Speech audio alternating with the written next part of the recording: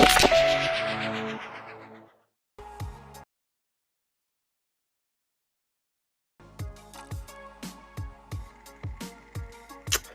what's up, everybody? Good morning. Good morning to everybody out there. How's it going? Yo, Gene, what's up? What's going on, man? Good morning. Yeah, got a little bit of interesting things to talk about today. Obviously, not really focused on tech, but focused on an event that happened 30 years ago that changed my life to a degree. So I thought I would just commemorate that and just freely talk with everybody. The events that I'm talking about, as the title implies, I'm actually talking about the Mount Pinatubo eruption in the Philippines in June 12th, 1991. So here in a few days, we'll actually mark the 30th anniversary where it actually erupted. No, I'm glad you like it. I saw your live stream. I watched the replay, so I'm glad you like it. Yeah, this is actually a little bit more of a better atmosphere, I would say. Anyways, here in a little bit, I'm going to show like a little clip that I found on YouTube that kind of discusses the eruption, how it affected the world, and I'm going to share my story, my experience of what happened when I was 8 years old, and being on the island in the Philippine Islands, being on the island of Luzon in the Philippine Islands, and living in Clark Air Base, and what led up to to everything. I think I've been through almost every natural disaster that this planet has to offer, but the volcano eruption in 1991 in the Philippines by far was the craziest one that I've ever been involved in. To witness it, to see it, it's absolutely crazy. So yeah, I have like a little video thing here, but I'm waiting for a little bit more people to come in and just have this conversation. Ricardo, what's going on, man? What's up? Hopefully you enjoyed the show. Yeah, it's a little bit crazy, a little bit crazy of an event to remember. I mean, today, if you were to visit the Philippine Islands and you were to go to Mount Pinatubo, there's a lake in the crater now, and I think people swim in it. I was like, I don't know, I was just fascinated by it, so I was like watching these videos this morning about it. And then another volcano not far from Pinatubo called Mount Taal, that one erupted last year, and people used to go to that volcano. It has a lake inside the crater also, and like the water kind of like bubbles. It's really warm. Sometimes it boils really high, and people will go swimming in it. And it's just like, what type of feeling would you get swimming inside of a crater of a volcano in a lake, knowing that there's magma and all kinds of stuff underneath you, and it could just go at any moment? It feels like it. That has to be absolutely kind of crazy-ish if you kind of think about it. So I don't know. I said I just told my woman this morning. I told my lady before she went to work. I was just like, hey, you know what? We're gonna put this on the bucket list. We're gonna swim inside Lake Pinatubo. She's like, no. I'm like, it's not gonna erupt, for a while now. But to her, that doesn't matter. It's a volcano. She's not swimming in that water. I get it. I don't know if anyone's ever saw the movie Dante's Peak, but Dante's Peak, I mean, yeah, that scene where that couple's in that hot spring and they flash boil because magma kind of surfaces through that hot spring, which happens to be a vent. The Ish 9, I might do it. I mean, hey, you know what? Like, people do all kinds of crazy things, so why not? For me, it would be like a nostalgic moment to head to Pinatubo Lake and swim in it, only because that volcano kind of changed. It was a point in my life that changed my life. Like for most people who's followed me for years, and every now and then, you guys know I like to share stories with you guys about my life and everything like that, things that I've seen. You guys know that my father was in the United States Air Force. He was part of the 624th CAMS. Before that, he was with the 374th FMS. So he worked on planes. Mount Salea. So yeah, he was with what was it? I know with the 624th, he was an electrician on the C5s. I know he also did hydraulics too. He worked with the hydraulics on that plane. But anyways, so let me just kind of kick it off here with a little clip to kind of just give you guys an idea of what went on throughout those events. So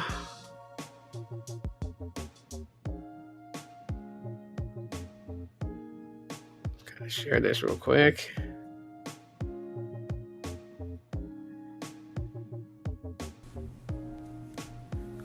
On June 15, 1991, at 1:42 p.m., the island of Luzon in the Philippines was faced with the second largest volcanic eruption in the 20th century, the eruption of Mount Pinatubo.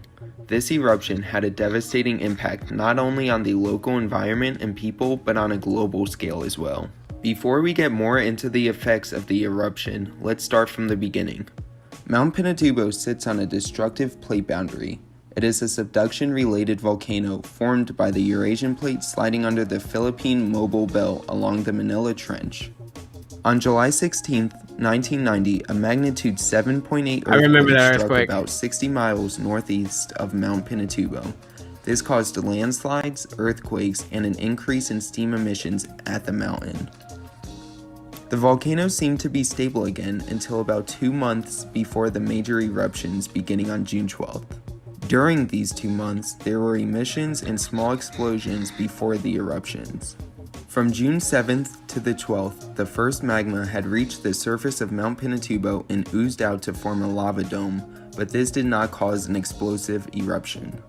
This changed, however, on June 12th, Philippine Independence Day, when millions of cubic yards of magma exploded in the volcano's first eruption. This still was only the beginning for the Philippines.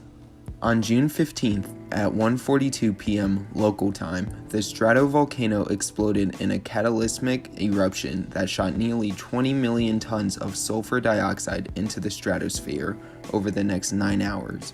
Really? This eruption produced a column of ash and smoke more than 30 kilometers high. Where were you when this happened? A cloud of sulfur dioxide mixed with water vapor circled the entire globe in 22 days. The effects of global warming were offset due to the cloud of sulfur dioxide in the atmosphere. The cloud deflected 2% of the Earth's incoming solar radiation, and temperatures worldwide were lowered on average by 0.4 to 0.5 degrees Celsius. Mount Pinatubo ejected roughly 10 billion tons of magma onto the surrounding landscape. Ash deposits over 2 inches thick covered a land area of about 4,000 square kilometers. This caused crops and other plant life around Mount Pinatubo to burn. The eruption removed so much magma and rock from below the volcano that the summit collapsed to form a large caldera 2.5 kilometers across. High levels of precipitation caused a lake to form in the crater at Mount Pinatubo. The environment wasn't the only thing to be affected by this volcanic eruption. Pyroclastic flows, lahars, as well as the ashfall hazard all resulted in damage and casualties. Oh yeah. There were several warning signs of the eruption, which allowed for planning and evacuation to take place. These warning signs and evacuations allowed thousands of lives to be saved. While there were lives saved, more than 350 people perished during the eruption, and many more died as a result of diseases that broke out and the continuing mud flows in the area due to Typhoon Yonya, a strong tropical cyclone that hit the area shortly after the time of the eruption. The death toll would have been much lower if this typhoon never hit. The eruption left more than 200,000 people homeless and forced more than 30,000 people living in a small villages in the volcano to relocate. Tensions rose between neighboring communities who were all trying to divert the lahars from destroying their own communities. By diverting lahars from one area, it puts another area at a higher risk. The eruption caused over $700 million in damage, 100 million of which was damage to 16 aircraft flying at the time of the eruption. Economic growth was weakened by this eruption and caused an economic loss that totaled $1 billion by the year 2000. The Philippines suffered a great deal from this eruption. Kind of cut it right there. Yeah, it was a crazy event. And seeing some of those clips from like where you saw all the vehicles kind of going out the like in a line formation in that wide open area, which was actually the runway. That was like the south gate of Clark Air Base, and I remember that place very, very well. So if I could be afforded time to kind of share you guys my story, this is actually it's actually a weird way how this all went, the way that I remember it.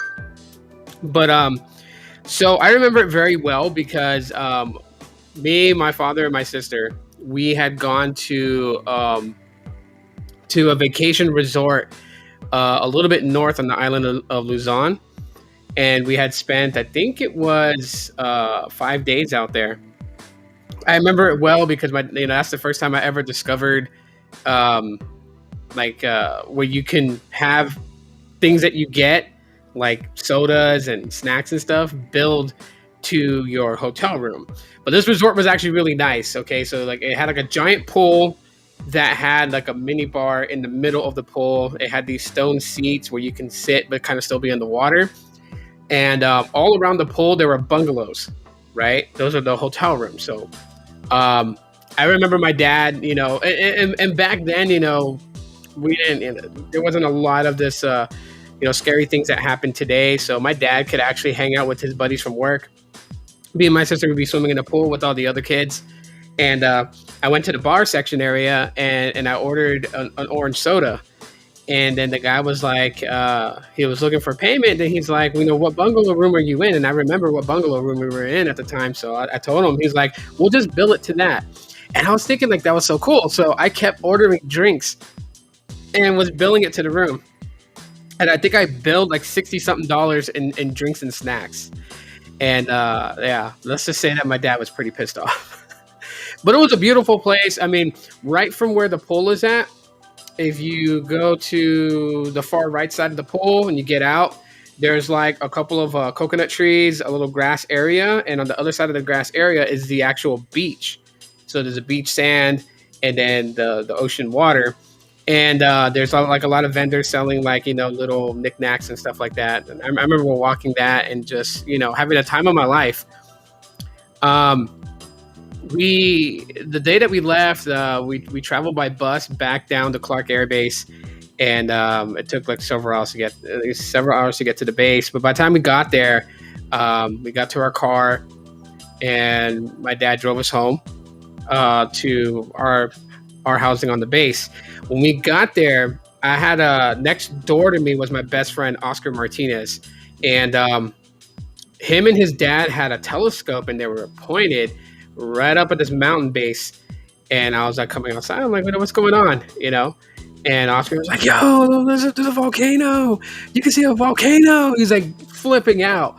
And his dad, Marty Martinez, was good friends with my dad. So Marty invited me over, which, it's the base housing. It was a quadplex. So there was like 4 units in one long block. And so like we shared front yards. And I remember his dad, Marty, told me to come over so I can take a look. And my dad went inside the house. I guess he spoke with the base commander. And my dad comes outside and he calls me into the house. And I remember this so well because my dad's like, you know what? Like, you guys got to pack. You got to pack some clothes. I'm like, okay. So my dad's telling me what to pack. He's like, pack clothes. So like I'm packing clothes. I'm trying to pack all my toys. My dad's like, no, leave the toys. And mind you, I had like a massive collection of Teenage Mutant Ninja Turtle toys. I was devastated because I had to leave them behind. I was like, leave the toys. I tried to pack the Sega Genesis. He's like, leave the Sega Genesis, just pack clothes. So I packed, put my clothes in a suitcase. My dad double checks my bag to make sure that I packed responsibly, of what we were supposed to take. My sister, she's already packed up, and we had a nanny that would live on base with us during the weekdays. She would go home, I think, like every 2 weeks on the weekend to see her family. But she was living with us, and so we all got into the car. We all got in the car. And I remember that day because we drove to the south, the south gate of Clark Air Base. There was a long trail of vehicles. There was a lot of military personnel on hand. They were handing out, drinks and snacks because we were about to make about a couple of. It was like an hour and a half road trip to Subic Naval Station. It's where a lot of the civilians on Clark Air Base were sent to go because the aircraft carrier, the USS Abraham Lincoln, was on its way to Subic Naval Station to pick up civilian survivors and to take them off the island. And I remember that trip was long. I think I slept throughout most of it because in a moving vehicle, I sleep. But we traveled to Subic Naval Station, and mind you, when I was growing up, the United, like Air Force bases had Burger King, okay, and like the naval stations had McDonald's. So, growing up, I've never tasted anything from McDonald's until I was 8 years old, because being on an Air Force base, all we had was Burger King. So I always got a Whopper Jr. And I remember my dad felt bad because of the moving, and we got put up in at Subic Naval Station in the barracks for the single personnel. So we stayed in the barracks apartments, and my dad felt bad that all we did was pack clothes and stuff like that. So I remember he was like, he had to report for duty, and he'll be back at same time as usual, about four in the afternoon. So about 4 in the afternoon rolls, my dad comes home from work. So he changes into his civvies, and we head over to the Navy Exchange, which is like a kind of like a Walmart for the military base. I remember we go over there, and so my dad's like looking for stuff, to buy us, just to keep us entertained, because we're inside of a like a 1-bedroom barracks. So my dad had the room with the bed, and me and my sister slept in the living room area on the couches. But I remember, so my dad was like, I'm gonna buy a Nintendo, because before that, growing up, we had my dad bought a Sega Genesis, and everyone on the block had Nintendos. So a little bit of a different type of thing when it came to video games.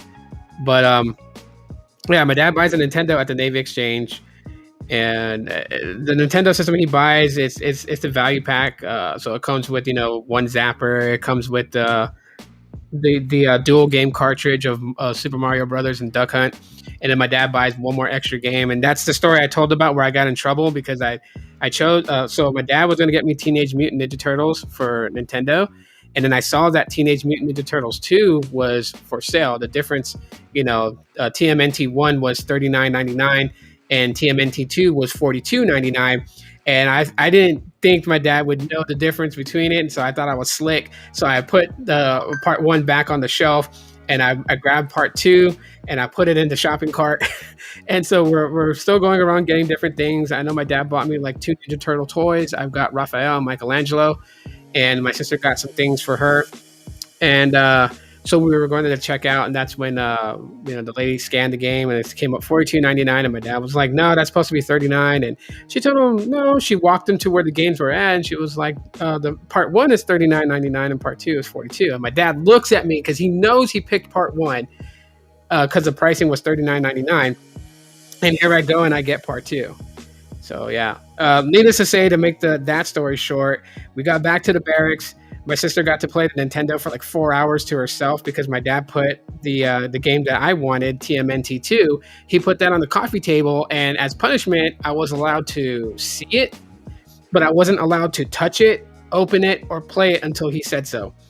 But anyways, that day we actually went to We went to everyone knows what Class 6 is. But that night, my dad felt bad, for us too. Even though I was kind of punished for deceiving him with the video game, he took us to McDonald's, and I remember going to McDonald's the first time, and I was asking for a Whopper Junior. The lady just looked at me like I was something's wrong with that kid. He's special or what? I'm like I kept telling my dad I want a Whopper Junior because that's what I grew up eating. My dad's like, they don't have Whopper Juniors here. They have Big Macs. They have McChicken sandwiches. They have chicken nuggets. So my sister got a 20-piece chicken nuggets. I think I got the Big Mac. My dad got a Big Mac also. And I remember that being the last hot meal that we ate because the first eruption happened on June 12th. And even though we were at a safe distance from Mount Pinatubo, it still knocked out power within the vicinity of it. And I remember I had the time of my life. I don't know. My older sister will probably remember that as like one of the darkest times because like nothing worked. So we didn't have nothing to cook hot foods on. And I remember on the naval base, there's the chow hall. This is where all military personnel to go to eat and everything like that. And it was paradise for me because I'm a sandwich lover. I love sandwiches. And so when one of the guys that was on the base, he was talking about it when we were heading to the chow hall to eat. My dad was at work. My sister was taking me to go get something to eat. And he's all like, we got cold cuts today. We're going to have cold cuts for dinner. And we're going to have cold cuts all week. And basically just all different types of sandwich meats, different types of cheeses, different types of bread. It was a buffet spread of like, if Subway was fine dining, this would have been it. And I was excited because I love sandwiches. And my sister was like pissed off because she didn't like sandwiches. She likes sandwiches every now and then, but not for every day and every meal. But I remember I made the ultimate sandwiches then. And it was crazy enough because, it was like ash was falling everywhere, like snow. So everything was covered in ash. And then, we were also worried because some of the barracks buildings had started to collapse because of the amount of ash that was falling, that was accumulating on top of these buildings. And then not far away from the island of Luzon was a typhoon. So the ash was mixing in with water. So it was pelting like, I'm not kidding, like mud balls that big was hitting on top of these buildings. At times, my dad was like, we couldn't go outside and play with the other kids because, it was dangerous. And even when we went outside to go play, we had to wear these masks because of the ash that was falling and everything like that. My dad didn't want us breathing it in. It was a tough time, a very tough time. But I mean, the cold cut sandwiches made up for it. That was like absolutely just like the best. It was the best. But I think it was really traumatic on my older sister because she was very close with our nanny. Our nanny's name was Lena. Very nice lady, took care of us. It's because my dad and my mom were divorced at the time. My mom was gone, and so my dad raised me and my sister most of our childhood life. And so he hired a nanny to look after us while he was at work. And so she was like a part of the family to us. We loved her very much. And I know my sister, it was hard on her because before we got to Subic Naval Station, there was a point where, if families had nannies, they had this one rest point where we stopped, and they had like all these different trucks that were going into different, what they call barrios in the Philippines, like villages. And we found out that Lena was leaving us for good. And I know my sister was like, she was crying as hell. As military brats, it should have been MREs. No, I won't eat MREs, man. Sorry. And especially with cheese. No way. You don't eat the cheese from MREs, man. I'll back you up for months. But, my dad, if he could have taken Lena with us, he would have. But, obviously she wasn't a U.S. citizen, so she couldn't board the USS Abraham Lincoln with us. He knew this. And I think earlier that morning, my dad had ran to the bank, and I found out why he ran to the bank. And that's because I think he pulled out a couple of $1,000s and gave it to Lena for her to have money to, help her family. But my sister took it really hard because we had to leave her, and we were scared that we were never going to see her again.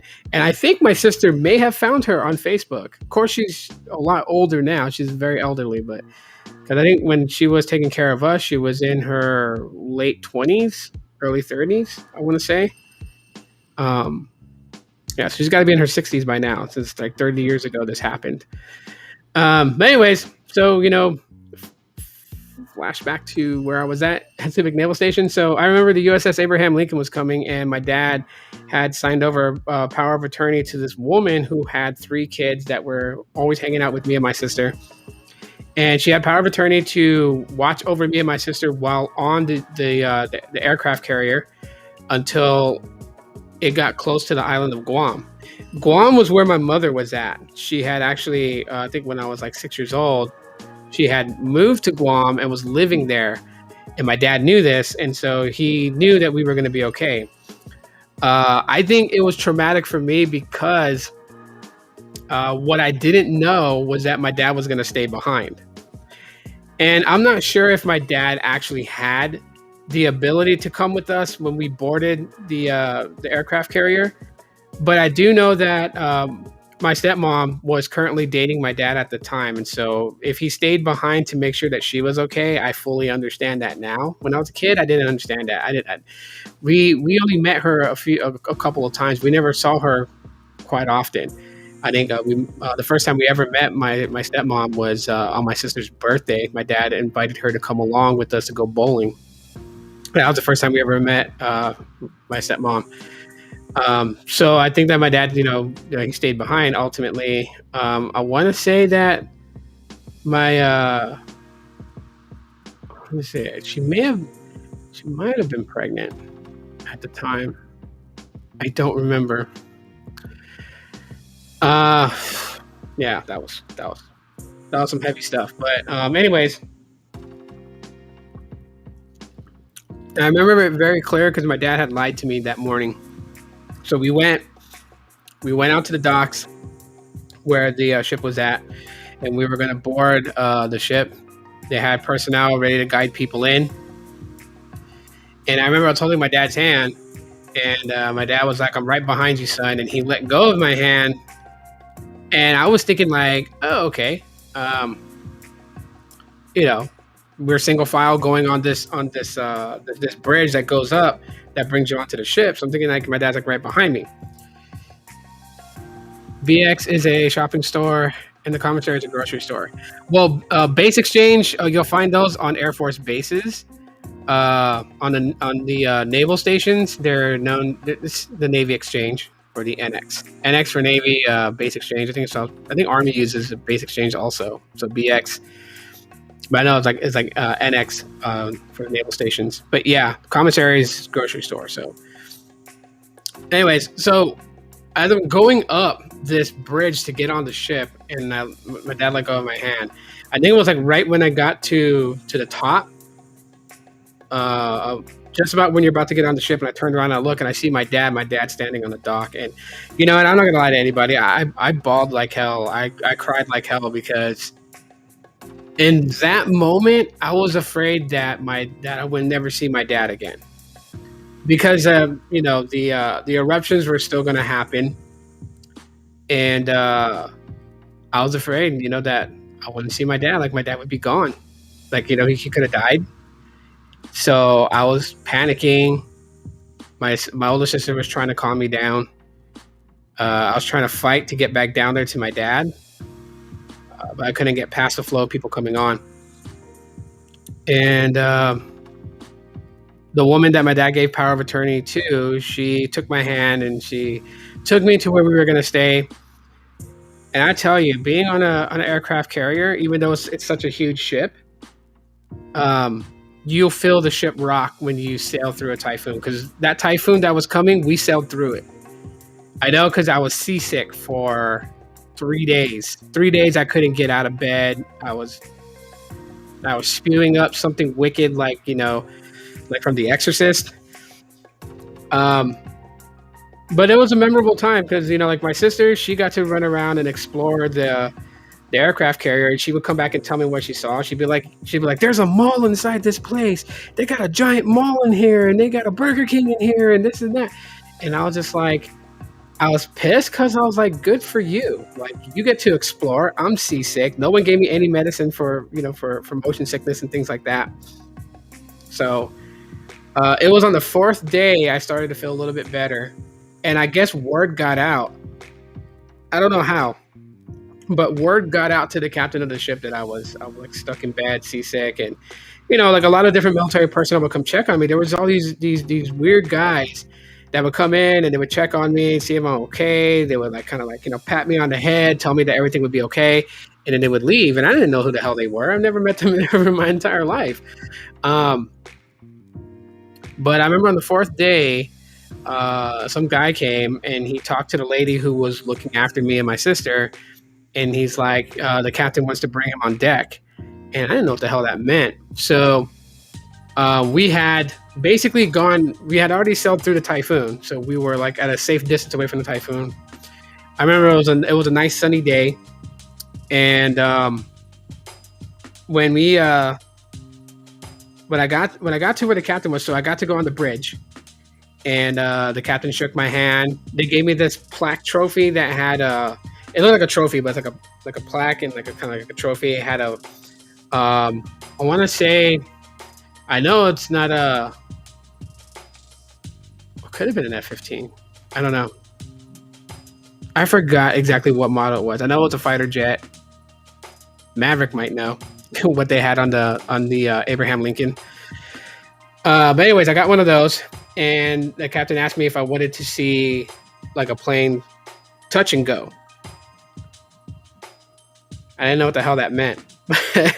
They brought me out to the flight deck on the aircraft carrier, and I got to watch a plane do a touch and go. It was coming in, like it was going to land, and when it gets to the runway, it touches the runway with the landing gear tires for a few moments, but then it takes back off. And right after that happened, about, I want to say like 40 minutes later, I got to see a plane actually take off. And that was really cool. So the plane got on where it was supposed to be positioned on the runway. And the aircraft carrier actually has additional runway that extends out. So it kind of comes out from the front and slightly from the tail to extend the runway a lot longer, giving the plane the ability to get to a point where it can sustain itself as it comes off the ship. And I got to see the guy, the same shit you guys see in movies. He's like over there, he looks at the pilot and he does that signal, and the pilot just it starts to go. Of course, it's got like a little slingshot thing that kind of helps gain its speed a lot faster with the afterburners kick on for it to take off. But so I got to see all that, and I felt like the luckiest kid of the world. I don't know how many kids they did this to. I'm not going to say I'm the only one that got to see this, but I felt like I was the only one because there was no other kids with me when I got to see that. So it's not to say like, who else was there, but so I got to see that. I got my little model trophy plane that they gave me, that the captain gave me. He gave me a set of sunglasses. So I went back to my bunk where I was staying at. My sister was there, and she was like all excited that I got to see these things. I don't know if my sister, because my sister was like my surrogate mom. She always looked after me and took care of me. Jimo says, growing up in a Navy housing, we had the same setup. 4 units connected into a block shape, shared front yards, sheds, gates up front. Yeah. Quadplexes. But I remember, like I say, my older sister, she always took care of me. When my mom and my dad divorced, my older sister always looked after me. So I don't know if she maybe did something to get the attention of, the crew to get me that opportunity to see it. But I got to see it. The 5th day, I want to say we were about 300 miles away from the island of Guam.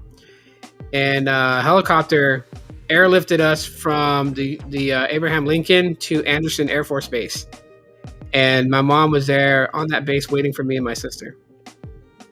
And life, the reason why it was such a pivotal point in my life that changed was because, growing up on a military base, like, okay, you can say like, what they portray in the movies to be like the dorky kids, right? Like we listen to hip hop music. We listen to like new wave alternative rock, like The Cure. The Cure is still one of my favorite bands, but like we weren't hip to like the gang mentality and stuff like that. Um, it almost seemed like that as if we were in this bubble, just sheltered away from a lot of like the United States' problems that they faced out there.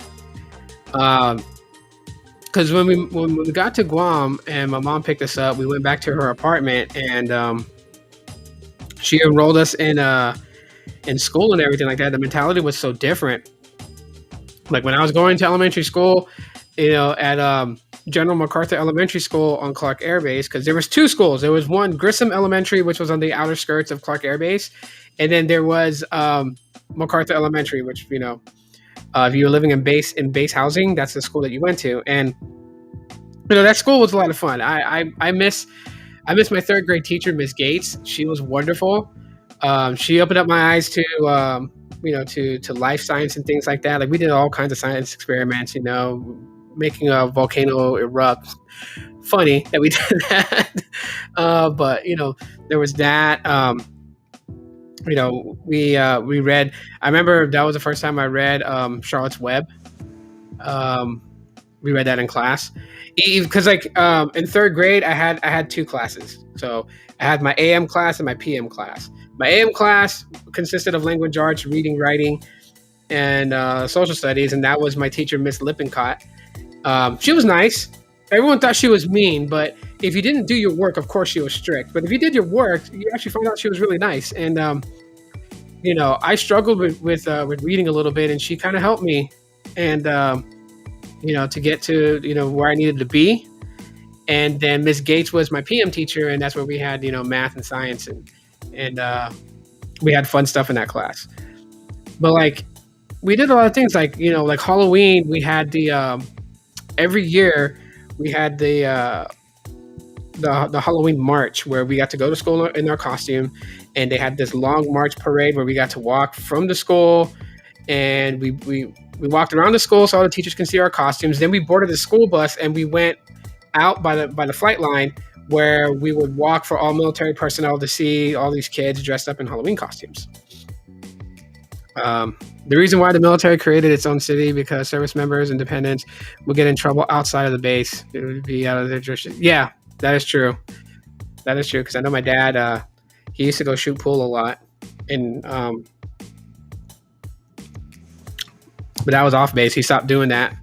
I don't know what happened, why he stopped doing that, but he just did. It's funny because I used to tell my dad his name was not Jose because he had a shirt.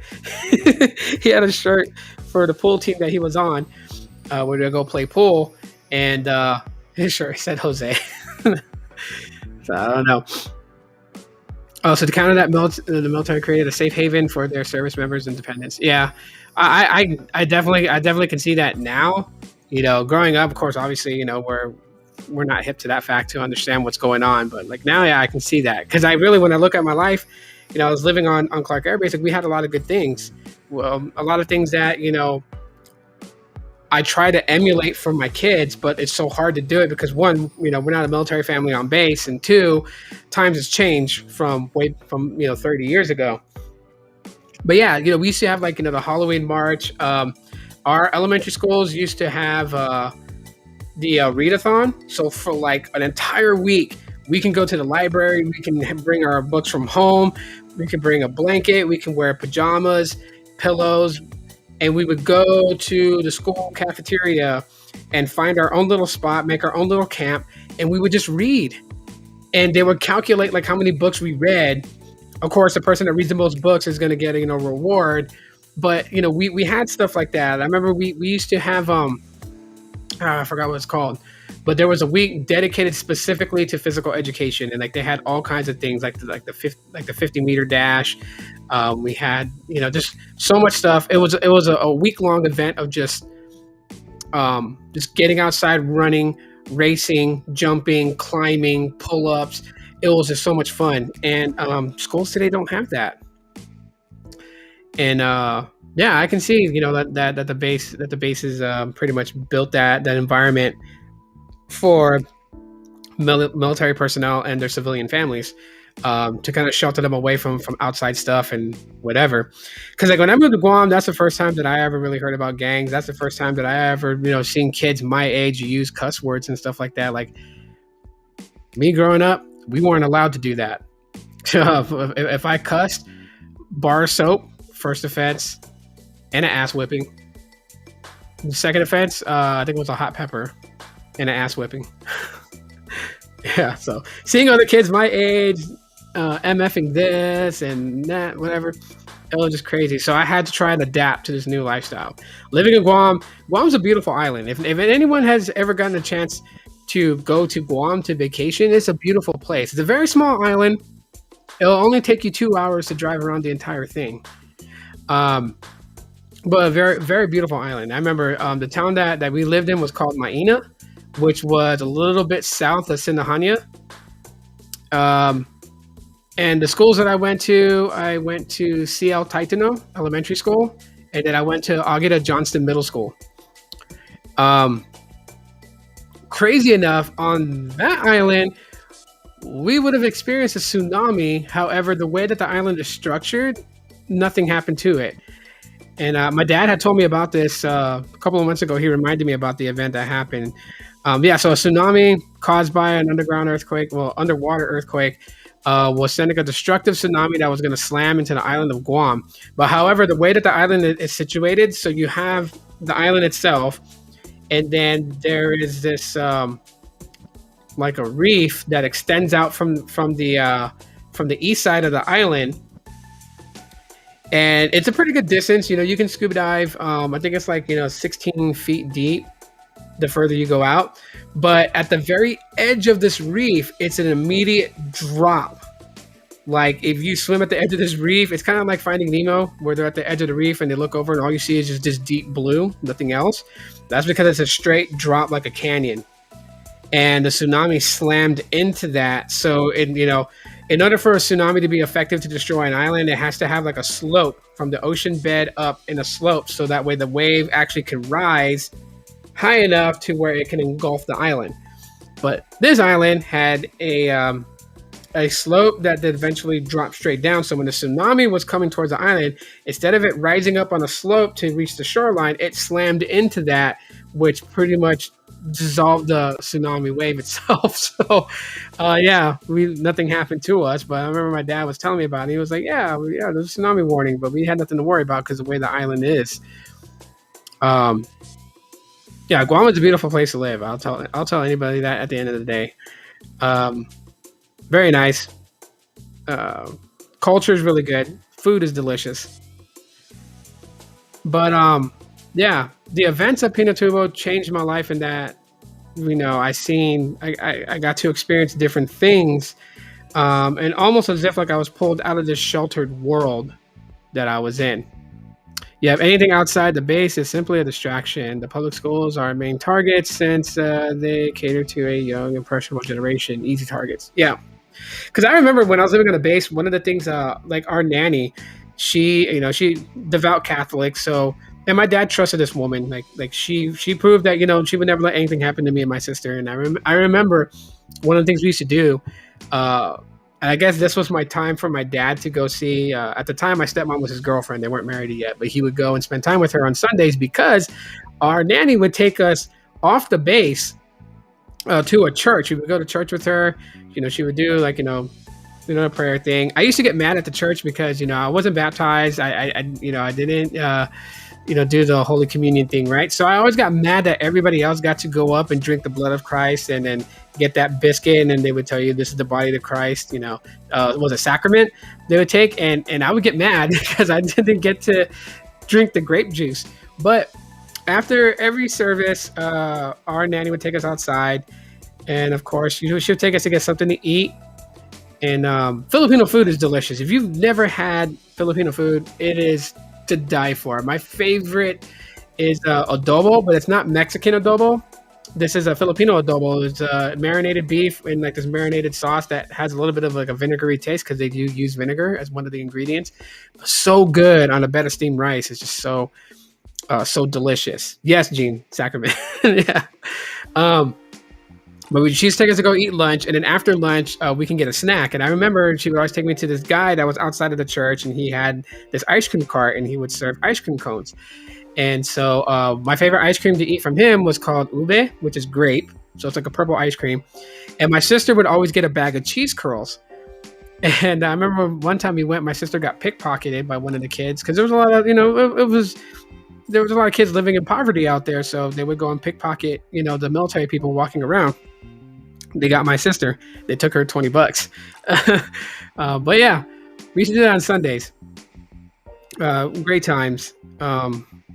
Of course, playing with kids in the neighborhood and stuff like that was always good and fun.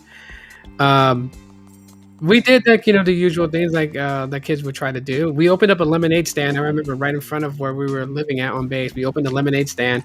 We were selling lemonade, and then my sister, she was such an entrepreneur. She's like, we got to step our business up and sell lemonade and Kool-Aid. So one of our friends went to their house and got a pitcher and some Kool-Aid, and we made Kool-Aid. And then my sister wanted to step it up even more, so we were going to sell candy bars. So she sent, my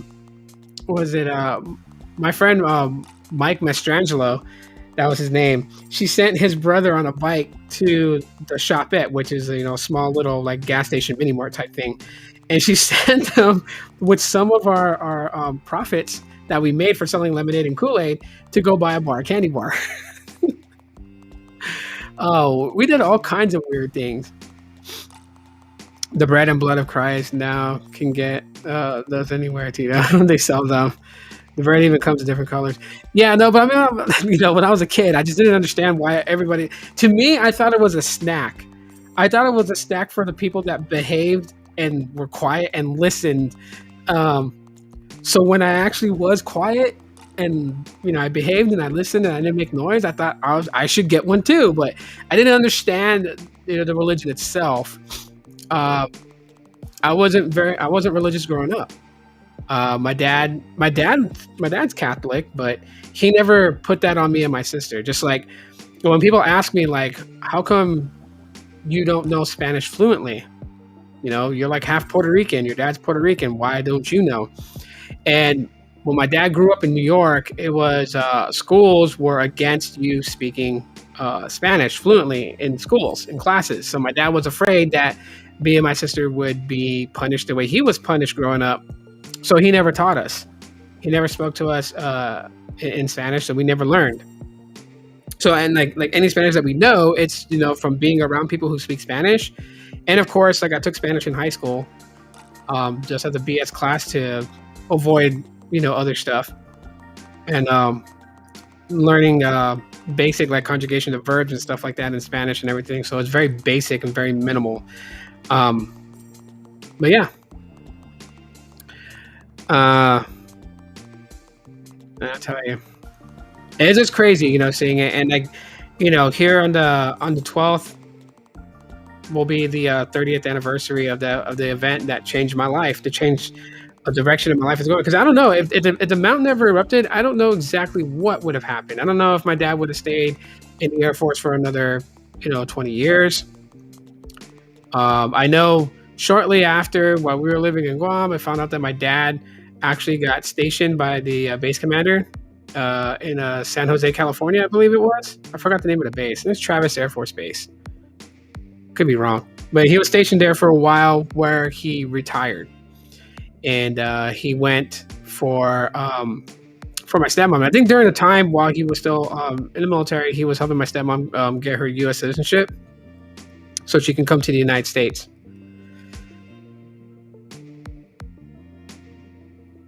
It does come in different colors. I guess it does come in different colors. That'd be absolutely crazy. But I mean, I guess that's why I'm so adamant about, kids being kids and kids not trying to grow up so fast. It's because I got to have my childhood. I didn't have my adolescent years because that's when I was trying to grow up so fast. But I had my childhood, and it was great. And, I want my kids to have the same experiences too. Of course, I can't force schools to do things the way that we did it back in the day. Makes you wonder how we learn to speak at home with our native tongue. Realistically, anyone at home never teaches us yet. When we go to school, we already learned how to talk. Amazing. That's funny. That is absolutely funny. Um, but yeah, I mean, I guess like, and like, to me is the reason why that, when people ask me like, who is your hero in life? Who do you look up to? And I always say my dad. My dad's a straight up guy. He's a strong guy. He's a no bullshit type of guy. He's a damn hard worker. I mean, he did 20 years, in the United States Air Force. Then he did another 20 years working civil service. So he continued working on base, even though he wasn't active duty. He was on base and he was working with the C-5s for a while, but the C-5s left Hawaii, and they had C-5s at Altus Air Force Base. He worked there on them for a while, but then they got relocated. So then my dad was moved over to the C-17s, and he was hydraulics maintenance for C-17s. Now the C-17s are gone from Altus. Before he retired civil service, he was working on, I think it was the KC-130s. He was working on those, and then he finally retired from civil service. So he's in retirement now, but my dad's a workaholic, and he's doing all these odd jobs on the side. But yeah, my dad's my rock. The things that the values and stuff that I learned from him. And yeah, I'll always forever will be grateful for my dad. And I love my dad very much. Anyways, that is happy pre-Father's Day. Yeah, I'm actually gonna go see my dad next week. A friend of mine has to travel out that way, and so she doesn't want to go alone, and she invited my lady to go with her. But I don't want them traveling 14 hours, just them two on the open highway and back highways and stuff like that. So they invited me to go. I'm like, okay, if I go, is it cool if I stop and see my dad? And they're like, yeah. So I'm going to go see my dad. But yeah, I don't know. I've always said this. I know my older sister tries to, when she and I talk, when we have like our monthly Facebook video call just to catch up, she always tries to comfort me in this sense, because I know when my dad passes, I know that I'm going to, for a small time, I am going to snap and go insane. Like, I cannot picture the world that I'm in without my father being a phone call away or being a couple of hours drive away. Like, almost to the essence of, you ever hear those expressions where people say the person passes and they're so destroyed that they just want to jump into gravesite with them. Like, they just want to go with them. Because my dad, he always says these things that kind of like really, like, they don't break my heart, but they really kind of hit to me, Yeah, Father's Day is on my sister's birthday. and yeah, so, but I mean, like, my dad used to tell me, like, when I pass away, do not go to my grave and talk to me, because I'm not there. I'll be where you are. I will be checking on you guys, and it hurts to hear my dad say that. Yeah, it just does. It's a tearjerker for me. It'll bring tears to my eyes. I just don't want to be in a world without my dad not here. My sister kind of like, yeah, your dad's like your safety blanket and everything like that. But it's like, he's the man that I go to for advice, for everything. I mean, me and my dad talk politics. We have the same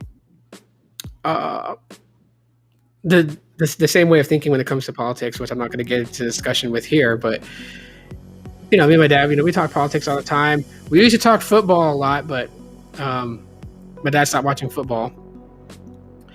And working on cars, I learned from my dad. So my dad had always had this strict thing. He was just like, when I was growing up, I remember he's like, you're gonna get your license and you're gonna buy you a car. He's like, just buy the manual for your car, and not the one that comes from the dealership, but get one from the actual the actual company itself. It should be a book this thick, and it'll have everything about the car, and you'll be able to fix it. Like, he would always tell me that, because my dad was like, you don't want to go to a garage and get ripped off by mechanics. He's like, so if it's a job you can do yourself, do yourself. And my dad, He showed me how to work on motors. He showed me how to work on just even a moped. I remember my dad he had a moped back in the Philippines on Clark Air, well, not on Clark Air Base. Before we got housing on Clark Air Base, we lived in an outside neighborhood adjacent to the base called Josefaville, and my dad had a moped. I remember because my dad used to like take me and my sister for rides on his moped around the block, and it was so much fun. My dad even used to take me and my sister to drive his car. I remember it so well. My dad had like a Pontiac 3000, and we would go to an open lot area. My dad would sit me on his lap. He would push the gas, but it was an automatic car, so he would put it in first gear so we wouldn't go too fast. And then he would let me just control the steering wheel, and then he would let me drive the car for like 5 minutes. Then we would stop, we'd switch places. Then he would have my sister sit on his lap and then drive the car. So we got to do all those kinds of fun things. My dad did a lot of fun things with me and my sister. Like, he tried his best for being a single parent. He tried his best. Like, we would always go bowling on base.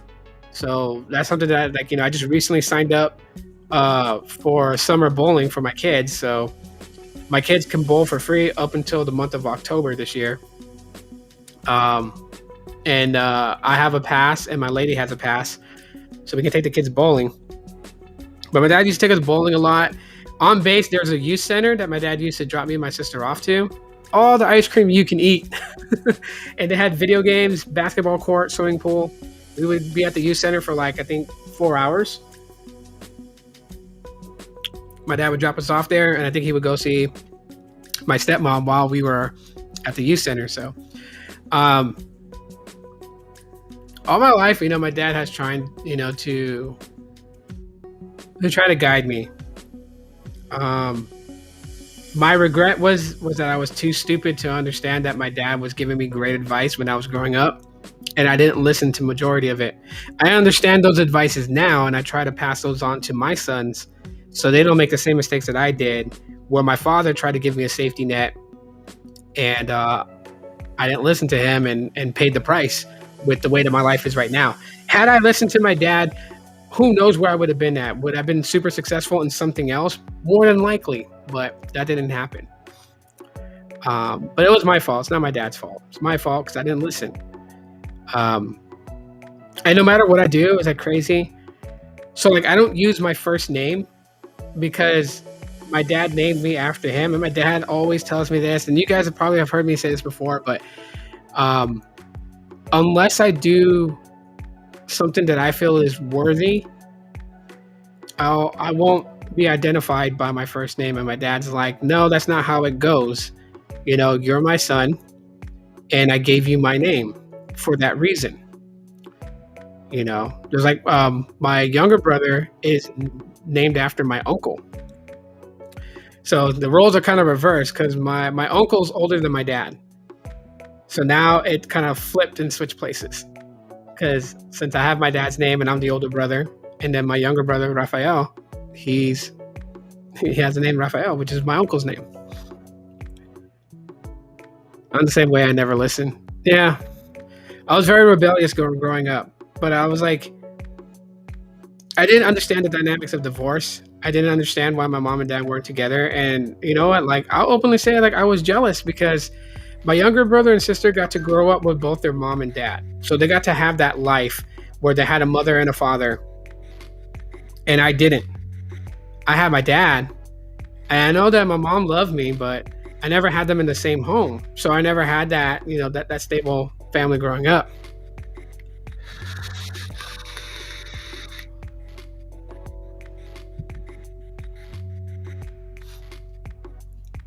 Yeah, I remember those sayings. Did you learn something from this?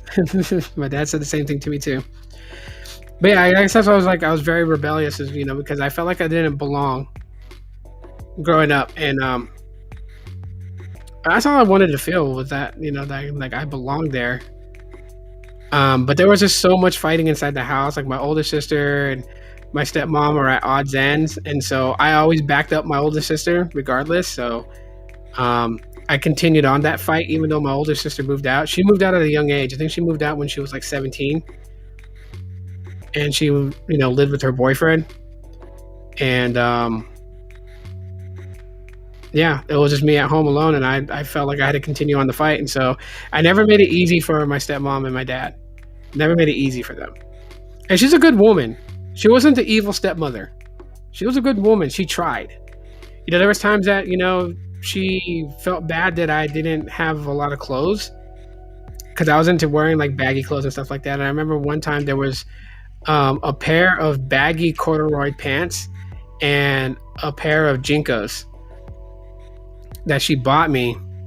She didn't tell me she bought me. She didn't give it to me. She put it in my room when I was at school. When I came home, it was there. I thought my dad bought it, and then my dad kind of broke the news to me one night. Me and my dad went out because this is something me and my dad used to do in Hawaii. But we used to go to Hickam Air Force Base, and at Hickam Beach, you can see the runway that's shared between both the civilian airport and the military planes would land in that runway too. And my dad and I, that was our thing.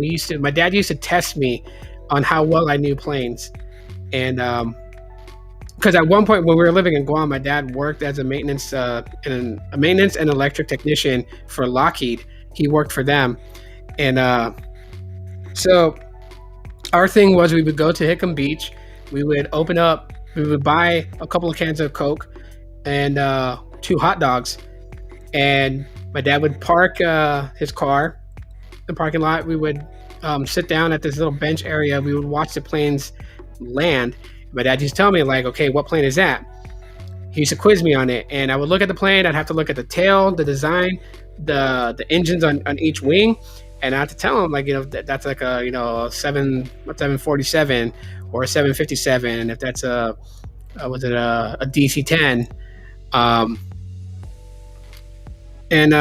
My dad would, he tried to break through to me to get, to understand that we're just family. It's not, him, his wife, and my younger siblings as a family, and then me and my sister on the side. Like, he wanted us all to be a family. We all are in that mentality now, but you know what? Like, the things now that should have been done years ago. So, yeah, for my mistakes, I tried to emulate that because, like, my oldest son is from my first marriage. My second oldest son, he's not my biological son, but I love him as he was mine, and he is mine. I've been raising him since he was 4 years old, and he's going to be 16 this year, so quite a long time. And my kids, but all my kids are known as my kids. They're not stepchild or anything like that. They're all my kids, and I love them in their own unique way, but not one more than the other. So, yeah. Anyways, yeah, I'm like spewing out my life story here. But anyways, yeah. So that's just how my life was impacted by something as a volcanic eruption 30 years ago, Mount Pinatubo, a 30th anniversary. I appreciate all that came in and hung out. Maverick, Gene, who else was in here? G-Boy, the Ish9. Thank you guys for coming in here on the live and just checking it out. I know it's not tech or anything like that, but yeah. But follow the Nerd Pod for more live streams. Like I said, I'll still do live streams on this channel too, but not as often as I used to do them before. But yeah, and let me know what you guys think of this setup. Is this setup far better than what it was before? If you guys notice, I am using Restream to live stream rather than StreamYard, and it's got a lot of different things to set up, to make the live stream a little more lively. So hope you guys enjoy it. Hopefully it's visual pleasing. Hopefully the background ambient music is good. Also, if you guys want to help out the channel, right there, you guys see that I popped it up, right? That's the ways you guys can help out the channel, through PayPal or Cash App. If you guys want to do a one-time monetary donation, that's entirely up to you. But I appreciate it. Appreciate everyone for being here, rocking with me, listening to this non-tech story of mine. And yeah, That's it for today. I will check you guys out later. More videos to come later on this week. But yeah, that's it. You guys enjoy it. Happy hump day. Hashtag hump day if you made it all the way to the end. That's cool. And yeah, I'm out. Aloha.